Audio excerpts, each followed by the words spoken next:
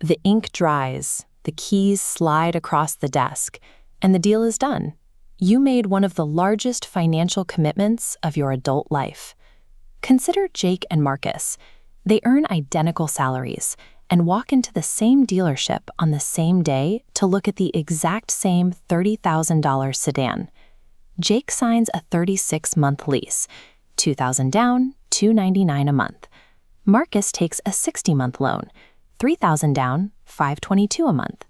Marcus feels that $223 difference immediately. Jake feels like he outsmarted the system, but Marcus feels the cash flow squeeze.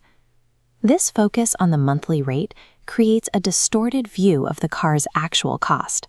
By prioritizing a lower payment today, Jake is obscuring the math of the next 10 years. Structurally, these deals are opposites. One contract buys a piece of an asset every month, the other merely rents a piece of someone else's property. For the first 3 years, Jake enjoys the short-term benefits of the lease. He has a brand new car and a full manufacturer warranty that covers every mechanical failure, from the transmission to the air conditioning. Marcus faces a harsher immediate reality. His $30,000 car begins losing value the moment he leaves the lot, dropping to roughly $20,000 by the end of year 2. Because his loan balance stays around $22,000 during that time, Marcus is officially underwater. He owes the bank more than the car is worth, which makes every $500 payment feel like it's disappearing into a hole. However, the loan has a hard finish line.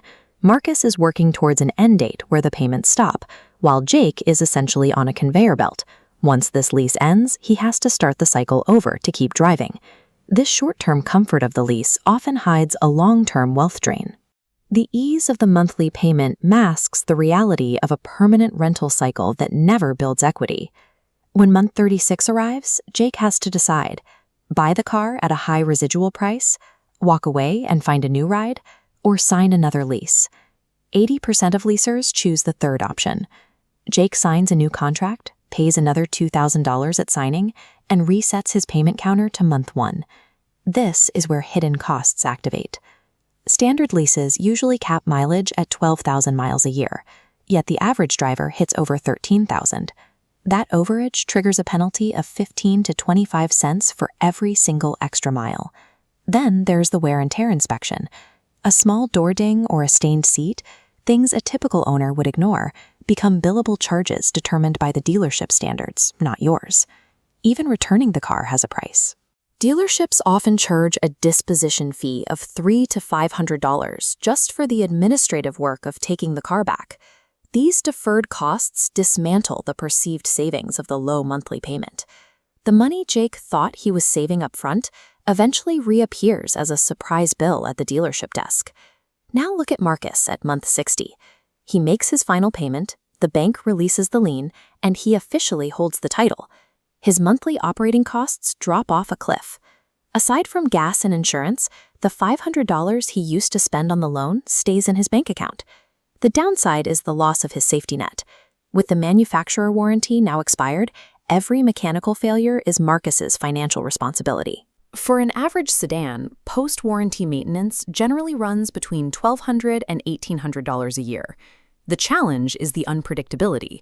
You might go a year with just oil changes, only to be hit by a $2,000 transmission repair that ruins your monthly budget. But time is on the buyer's side.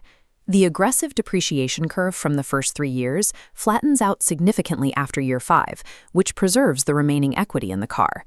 Buying requires managing unpredictable maintenance bills, but it ultimately allows you to secure an asset and escape the cycle of permanent debt.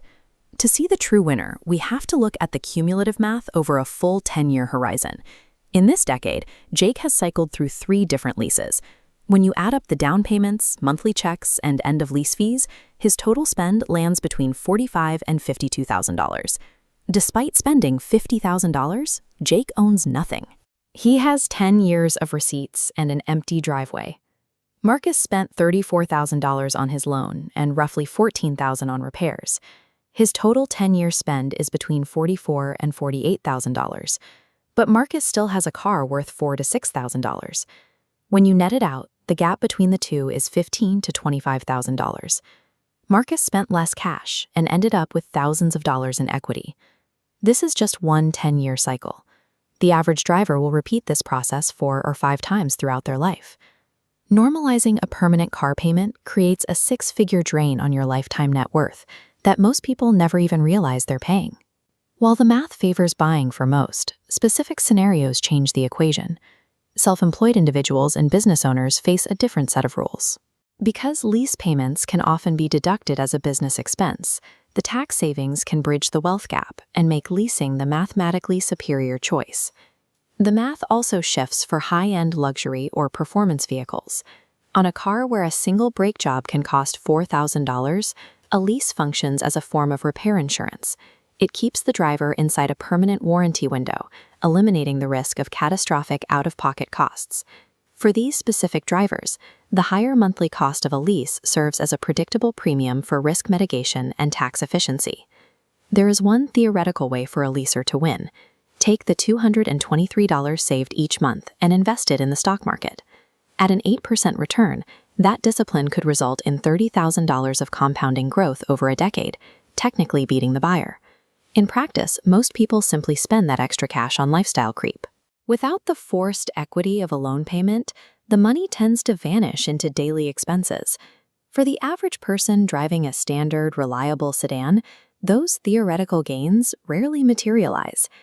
Enduring the heavier initial loan payments to eventually secure a paid-off asset remains the most reliable path to building wealth. Stop evaluating your transportation based on what the dealership slides across the desk today. Calculate the total cost over the next 10 years, because that is the only way to avoid the monthly payment trap.